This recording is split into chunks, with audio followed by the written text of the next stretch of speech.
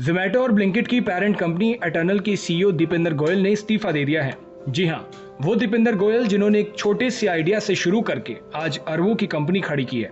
Company ने official तौर पर कंफर्म किया कि 1 फरवरी 2026 से ब्लिंकिट के फाउंडर और सीईओ अलबिंदर ढिंडसा उनकी जगह लेंगे। दीपेंद्र ने खुद शेयर होल्डर्स को एक लेटर लिखकर बताया कि अब उनका मन ऐसे नए आइडियाज की तरफ है जहां ज्यादा रिस्क और एक्सपेरिमेंटेशन की गुंजाइश हो। एक लिस्टेड कंपनी में रहकर ये सब करना मुश्किल होता है, इसलिए वो बाहर रहकर नए प्रयोग करना चाहते हैं। अब सवाल ये है कि आखिर दीपेंद्र गोयल कितने अमीर हैं, उनकी नेटवर्थ कितनी है। ग्लोबल वेल्थ ट्रैकर्स के मुताबिक 21 जनवरी 2026 तक उनकी रियल टाइम नेटवर्थ करीब 1.6 बिलियन डॉलर यानी भारतीय रुपयों में लगभग 13,300 करोड़ रुपए है। और हाँ, फोर्ब्स पर भी ये आंकड़ा 1.7 बिलियन डॉलर तक दिख रहा है। इस दौलत का सबसे बड़ा हिस्सा आता है उनकी एटर्नल में 4.18% हिस्सेदारी से।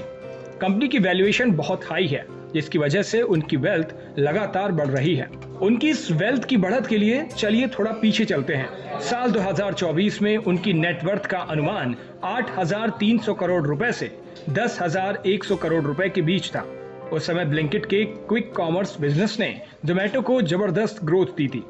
2024 के आखिर तक शेयर प्राइस में उछाल आया और उनकी वेल्थ 10,100 करोड़ रुपए के पार चली गई। फिर जुलाई 2025 में फोर्ब्स ने उनकी नेटवर्थ 1.9 बिलियन डॉलर बताई थी।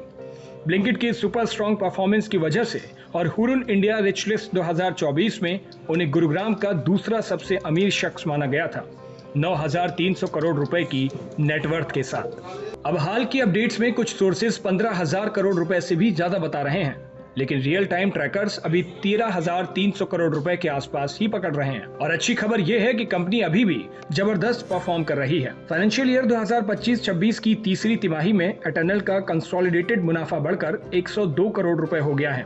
पिछले साल इसी तिमाही में ये सिर्फ 59 करोड़ रुपए था, यानी सालाना आधार पर 73% की ग्रोथ। रेवेन्यू की बात करें तो ऑपरेशन से इनकम बढ़कर 16,315 करोड़ रुपए तक पहुंच गई है। ये नंबर्स दिखाते हैं कि क्विक कॉमर्स और फूड डिलीवरी दोनों में कंपनी मजबूत हो रही है। ब्लिंकिट का ग्रोथ रेट तो सबसे तेज है।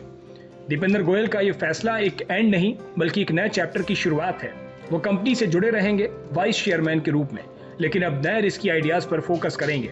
आपको क्या लगता है कि अलबिंदर ढिंडसा कंपनी को और ऊपर ले जाएंगे या दीपेंद्र के नए वेंचर्स देखने लायक होंगे? अपनी राय हमें कमेंट बॉक्स में जरूर बताएं। देश और दुनिया की बाकी तमाम खबरों के लिए देखते रहिए भारत एक्सप्रेस।